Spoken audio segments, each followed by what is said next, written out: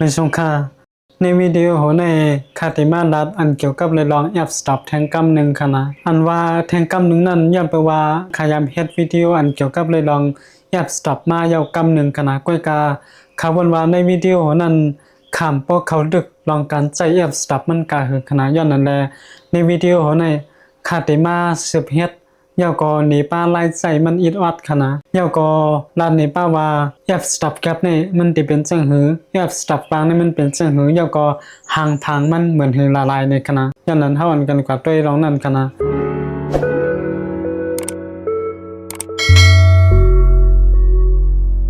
อันตั้งสุดเฮามาด้วยตีป่องมันอันตั้งก่อนขณะว่า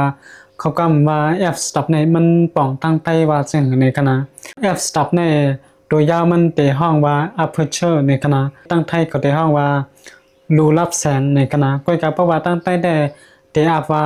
ฮู้ฮับไฟในขณะเฮ็ดคือเลยว่าฮู้ฮับไฟล่ะเพราะไหนย้อนไปว่าแอปสต็อปในมันอยู่ในเลนกองไทยขณะมันอยู่ในตัวกองไทยมันจะนั้นซับเบชัตเตอร์เลยตั้ง ISO ขณะย้อนว่ามันอยู่ในเลนนั้นขณะสังว่าไฟตั้งนอกเตเข้ามาในตัวกองไทยมันเพราะไหนมันจะเลยป่วนมาตีแอปสต็อปมันให้ก่อนจังไกเข้ามาในตัวกองไทยมันขนาดย้อนนั้นได้แอปสต็อปมันนั้นสังว่าเฮาเปิดกว้างๆบ่ไหนไฟยิงแค่นติเข้ามาในตัวกองไทยมันขนาดก้อยกาสังว่าเฮาปล่อยให้มันเล็กลงบ่ไหนไฟก็เต็มป้อเข้ามาในตัวกองไทยมันขนาดย้อนนั้นตั้งรับเสียงและตั้งแรงก็มันจะมีพรเดพรให้ป้ากันนะย้อนนั้นเฮาอันกันสามารถด้วยทาง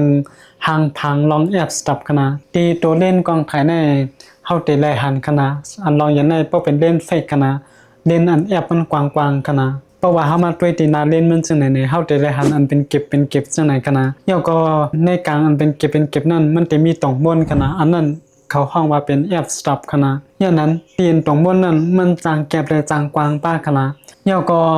ไลน์นับแอปสต็อปในการไทยกองไทยเขาในมันเต็มเหมือนกันอันเฮานับกันกูวันกันนะสังว่าเฮานับตัวไม้นับมันจังนะเฮานับขึ้นเดี๋ยว1ต่อถึง10เพราะไหนเพราะว่าเฮาปั่นตัวไม้นับมันขึ้นกว่าเพราะไหนเขาเตะห้องว่าเป็นแอบแก็บกันนะตีตรงบนนั่นมันติแก็บลงกว่าเฮาเตะได้หันมันในกำเดียวกันนะเจ้าก็เพราะมันแก็บเพราะไหนไฟมันก็ติรับเสียงป้าเจ้าก็น้องตั้งแสงมันก็ติมาป้ากันนะก้อยกาเพราะว่าเฮาเฮ็ดทางลายนึงเฮาปั่นลงยาวเพราะไหนอันเป็นตรงบนมันนั่นมันติกว้างขนาดเขาเตะห้องว่าเป็นแอบกว้างในขณะตีตรงบนนั่นเฮาเตะได้หันมันในกำเดียวกันนะเพราะว่ามันกว้างเพราะไหนไฟก็ติเข้ามาเจ้าก็ลองไถให้มันเว้าหลังก็มันติเฮ็ดได้ดีขึ้นมานั่นกันนะเพราะติให้รัดปัดลองแอปสต็อปก็เพราะว่ามันเป็นแอปกว้างมันติเว้าหลังได้ดีลองแอปกว้างนั้นมันติแถมมาปันป้าลองตั้งแรงแทงนั่นกันนะก้อยก็สังว่าเป็นแอปแก้พันยันไปว่าแอปมันแก็บลงนั่นกันนะแค่พางมันก็ติเจียงตั้งแค่พางเดี๋ยวก็มันติปันมาป้าลองตั้งรับเสียงกันนะยันไปว่าคู่มันแก็บลงนั่นกันนะแต่ติเอาไฟมาสู่ตัวกองไทยมันก็มันเต็มบ่เฮ็ดได้ดีนั่นกันนะอันนั้นมาจากนั้นก็เขาเต็มไปหันแจ้งเลยว่าแอปแก็บนี่มันแจ้งตั้งแค่พางจังหือยาวก็รับเสียงจังหืออำนั้นก็เพราะว่าแอปมันกว้างในมันเว้าหลังไหลลีจังหือยาวก็มันแรงไหลลีจังหือในนั้นคาติมาเฮ็ดนี่ป้าลองนั่นคณะย้อนนั้นวันกันศึกปัดด้วยแทงลองอันคาติเฮ็ดนี่ในคณะกำในคาติมาเฮ็ดนี่คณะว่าลองการใช้แอปกว้างในมันเว้ามันแจ้งบ่กะหือในคณะยาวก็การใช้แอปกว้างการใช้แอปแก็บในมันมีข้อดีและปัญหาจังหือในคณะอันดังสุดคาติซับแรงก่อนคณะว่าเพราะว่าเฮาใช้แอปกว้างใน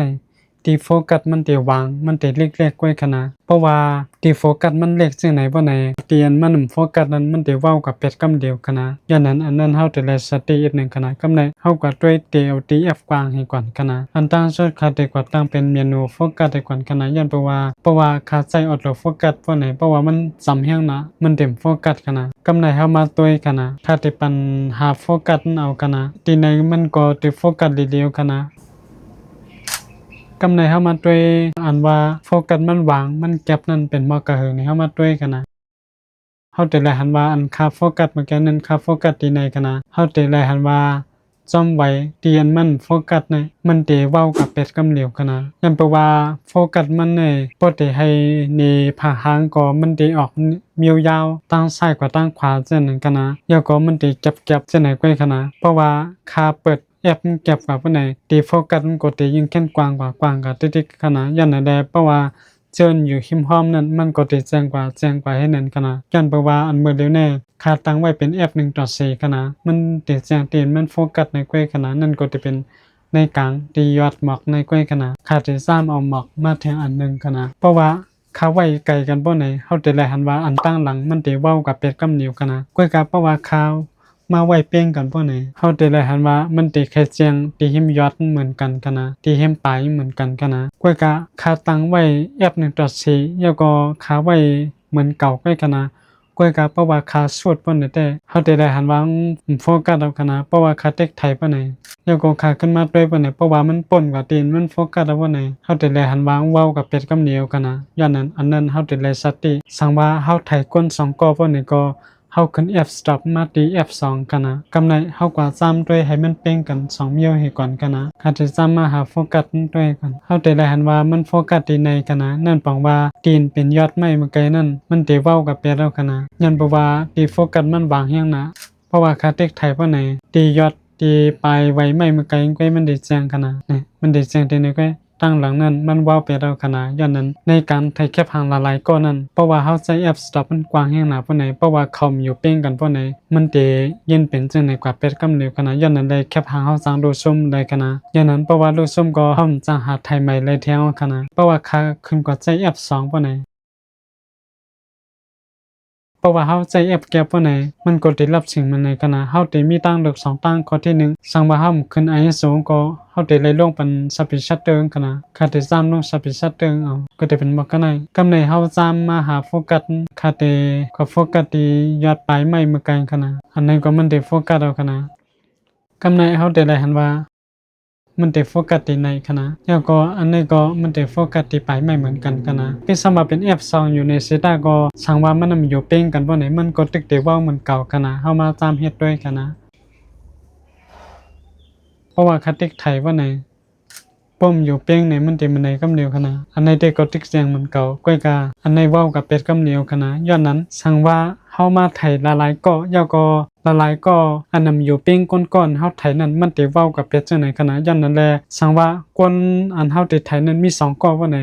ให้ขึ้นกว่าเป็น F2 ยาวก็ให้เขาอยู่ปิ้งกันตาเซขนาดย้อนนั้นเฮาได้เลยด้วยป้าสติป้าลงนั้นตาเซขนาดเพราะว่าค่าปั่นขึ้น F stop ว่าไหนเฮาได้หันรับเสียงกว่าจังไหนขนาดย้อนนั้นแลในการใช้ F วางในเพราะว่าเฮากว่าไถที่รับเสียงในมันติมีพรดีมาปาแทนตั้งแรงนั่นขนาดห้อมตับขึ้น ISO มันยาวก็ตับลง Speed Shutter มันขนาดโอ้ยก็เขาก็ได้หันยาวว่าเพราะว่าเฮาใช้ F วางในพรดีมันเป็นจังในขนาดเพราะว่าเฮาไถก้นก็เล็บก้อยได้มันติเว้าหลังปันเฮาเลยลีขนาดย้อนนั้นมันติเล็บตอนตาก้นไถโพสเทรดให้มันเว้าหลังจันก้อยขนาดเป็นสมาเฮาใช้แอปกวางในเสตาก้อยกาเพราะว่าเฮาหันว่าเขาอยู่เป้งกันลีจังได๋แต่ก็ใช้แอปกวางอะไรอยู่ขนาดก้อยกาเฮาเต็มหันตาเซว่าเขาอยู่เป้งกันบ่กะหือในห้องตั้นหันตาเซย้อนนั้นแลเฮาตุเลยขึ้น F stop กว่าไว้ปันอีกนึงขนาดขาดได้ซ้ำกับใช้ด้วยแอปแก็บหนังเฮาได้เลยตั้งแสงมันให้มันเป้งกันขนาดย้อนนั้นเมื่อเร็วในเฮาได้เลยหันไว้ว่ามันเป็น F2 ขนาดขาดได้ขึ้นกว่า DF4 ขนาด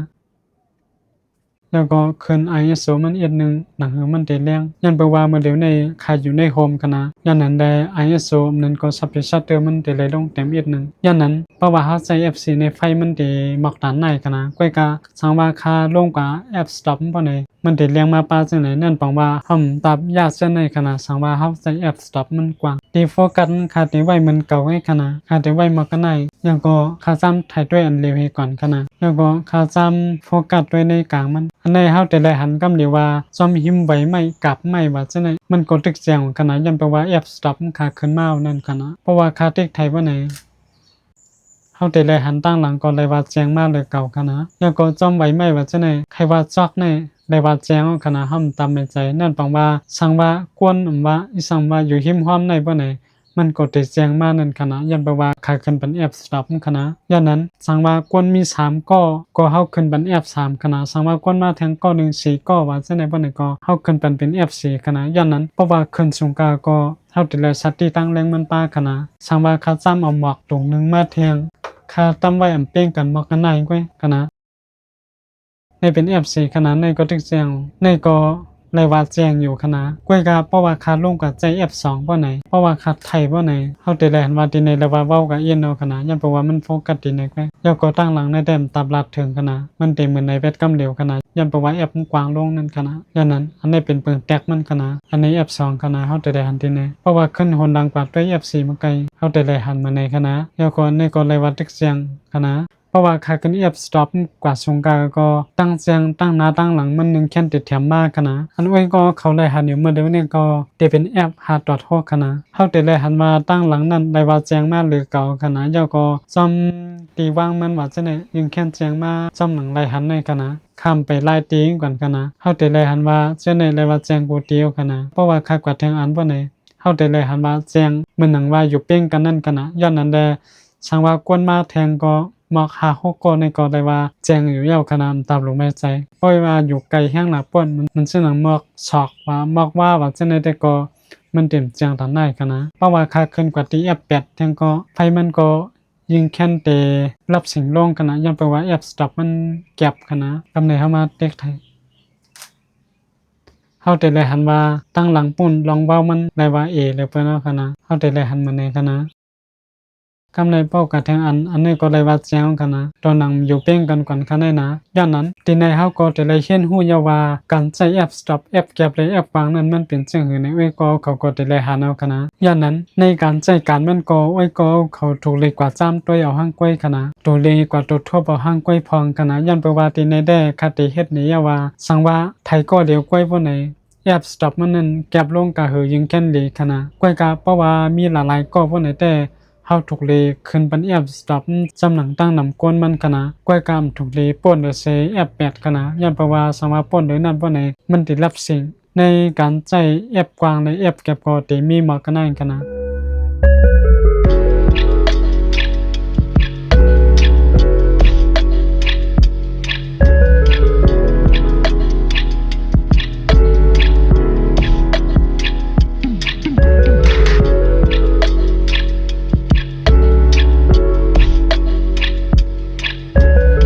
กำในคติมาไทยในคณะว่าเพราะว่าเฮาใช้แอปสต็อปมันเก็บบ่น่ะไฟอันเฮาไทย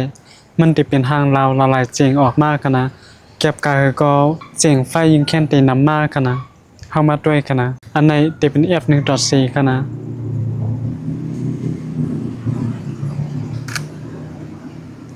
เฮาได้เลยหันว่าไฟมันเป็นทางลาวใช้เอียดคณะเพราะว่าเฮาใช้แอปกว้างสุดนะกำในค่าขึ้นมาใส่ตีแอป2ของคณะเฮามาได้ว่ามันสิเป็นจังเฮาได้เลยหันว่ามันบ่เปิงสังกัดคณะกำในค่าตั้งเป็นเมนูโฟกัสเอาคณะย้อนเปิว่าโฟกัสคำในมันสิโฟกัสเทิงคณะย้อนนั้นค่าลายมาเป็นเมนูโฟกัสคณะกำในค่าขึ้นกว่าตี F4 คณะสปีดชัตถึง0.8 สักกันคณะเฮามาด้วยว่ามัน2มันได้ไล่ซ้ำหนังเฮาแค่ไล่ไฟนั่นคณะเฮาได้เลยหันว่าไฟมันเป็นทางลาวขึ้นมาเอียดนำคณะนี่เป็นตี F4 ก็คณะเพราะว่าเฮาขึ้นกว่าเลยนั่นเฮายิงแค่นได้ไล่ไฟทางลาวคณะย้อนนั้นเพราะว่าเฮาไถแค่ทางกลางคำบ่ไหนอันน้องอย่างได้เพราะว่าเฮาได้ไถไฟซ้ำตั้งแล้วก็ลากให้ไฟเป็นชายกว่าบ่ไหนไฟก็สิเป็นชายหลอดไฟอันตั้งอยู่ซ้ำตั้งนั้นมันสิเป็นทางลาวซึ่งในคณะเฮาได้เลยหันเปิ้นไถซึ่งนั้นกำในค่าได้ขึ้นกว่าตี F5 คณะเฮาก็ได้หันแค่พางเป็นทางลาวจริงต่อจริงจังไหนคณะกำในค่าได้ขึ้นกว่าตี F8 คณะเฮาได้หันว่าไฟมันยิงแค่นเป็นจริงจังไหนมากคณะเพราะว่าเฮายิงแค่นใช้แอปสต็อปมันสูงๆบ่ไหนเฮาได้ไฟอันเป็นทางลาวนำมาได้คณะก้อยกาทางลาวมันออกลีนั่นอยู่ที่ควอลิตีเลียนก้อยคณะจำหนังไว้ก็เขาไล่หันในคณะเพราะว่าเฮาใช้แอปสต็อปมันกว้างๆบ่ไหนไฟอันเป็นทางลาวนั้นมันเต็มปอมากคณะก้อยกาเพราะว่าเฮาใช้แอปสต็อปมันเก็บบ่ไหนมันก็ได้มาพรหลีมันจังไหนคณะอันคาใครเฮ็ดนี้ลองกันใช้แอปสต็อปนั่นได้มีหมอกกันในคณะ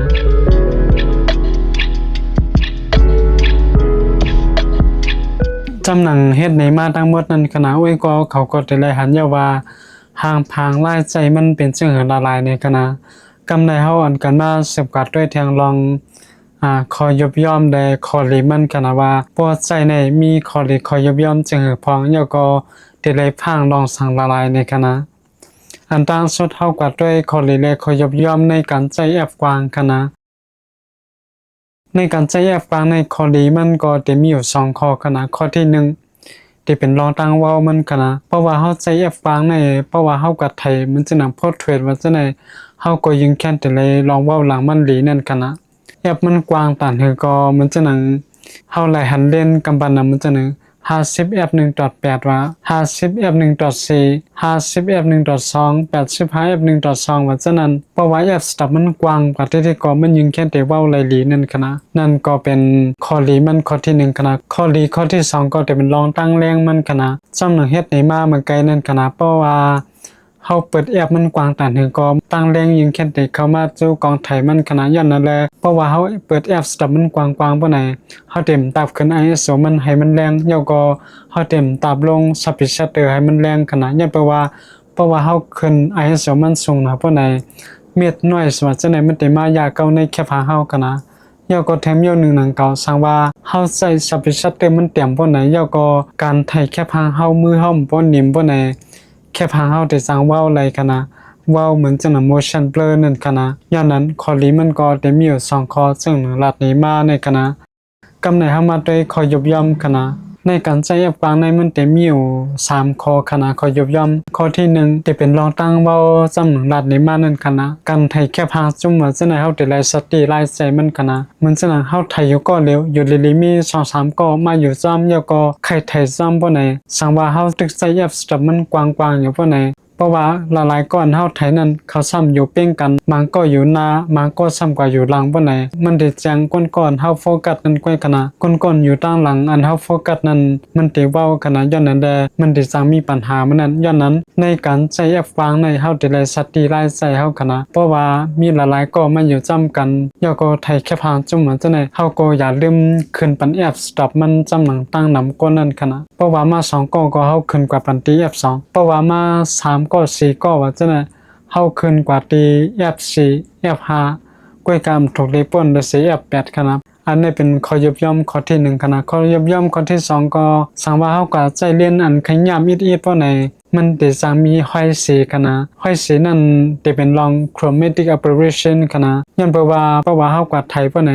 สังว่าหูก้นเฮามันเป็นสีลำบ่ไหนเพราะว่า chromatic aberration มันแห้งบ่ไหนซ่อมหูก้นนั้นมันได้จับมาเป้าห้อยสีกันนะสังว่า quality เรียนมันบ่ดีย้อนนั้นเพราะว่าเฮาใจเล่นกับคันโตก็ chromatic aberration มันได้มานำนั่นกันนะข้อยบย่อมข้อลื่นสดก็เต็มเป้าประหังกันตั้งข้อที่2ลาดมาเหมือนกันในกันนะนั่นก็จะเป็นรองกาขันมันกันนะเรียนในสังว่าเฮาได้คลายเรียนเหมือนจะหนังอันจัดการแพร่ว่ากดว่าจะไหนยาวก็ chromatic aberration ว่าจะไหนไหลหลียาวก็มันบ่มีรองเช่นนั้นบ่ไหนกาขันมันได้ส่งกันนะเพราะเฮาคลายไฟ quality อันลีมันบ่ไหนเฮาได้ไล่ใจเล่นกาขันส่งอีกนึงกันนะย้อนนั้น3ข้อในก็จะเป็นข้อยบย่อมในการใช้เรียนแอปวางกันนะกำในเฮาอันกันสามารถด้วยข้อดีและข้อยบย่อมในการใช้แอปเก็บกันนะข้อดีมันในจะมีอยู่2ข้อเหมือนกันตั้งแอปวางหนังเก่าขนาดก้อยกามันติแปลกเหมือนกันอีกนึงข้อที่1ก็จะเป็นรองตั้งแสงแคบหางขนาดสำหรับเฮ็ดในมานั้นขนาดสังว่าเฮาไทยละลายก็นั้นก็เฮาไทยสภาวะว่าจังได๋เพราะว่าเฮาแค่ให้แคบหางมันแจ้งจริงต่อจริงบ่ไหนเฮาได้ไล่ขึ้นเป็นแอปสต็อปมันขนาดอำนั้นก็เฮาไทยแค่พางจุ่มว่าจังได๋นั่นคือละลายก่อนเฮาไทยนั้นมันได้แจ้งกูก็บ่ไหนเฮาก็ขึ้นเป็นแอปสต็อปมันขนาดกวยกามถูกเลยขึ้นป้นในแอป8ขนาดเพราะว่าขึ้นป้นในแอป8ก็คุณภาพแค่พางก็ได้ย่อมลงอีกนึงยาวก็แค่พางมันได้จางรับเสียงขนาดปกติไฮไลท์ข้อยำมันข้อดีมันข้อที่1ก็ได้เป็นรองตั้งแจ้งมันขนาดเฮาได้ไล่ตั้งแจ้งมาจริงต่อจริงนั่นขนาดข้อดีมันข้อที่2ก็เพราะว่าเฮาขึ้นแอปสต็อปมันสูงบ่ไหนเฮาได้ไล่ตั้งแรงไฟอันเหมือนทางลาวขนาดมันซึ่งหนังเนมาเหมือนกันนั่นขนาดเพราะว่าค่าขึ้นกว่าที่ F4 F5 F6 F8 ว่าฉะนั้นเฮาได้เลยหันห้องไฟมันจะหนังไฟซ้ำตั้งว่าจังได๋มันได้เป็นหางลาวออกมากันนะเพราะว่าเฮาขึ้นสูงก็หางลาวมันได้ออกมากันนะก้อยกาสติว่าเพราะว่าเฮาขึ้นสูงแฮงนะคุณภาพมันได้ตกกันนะย้อนนั้นอันนี้ก็เป็นข้อดีข้อที่2กันนะ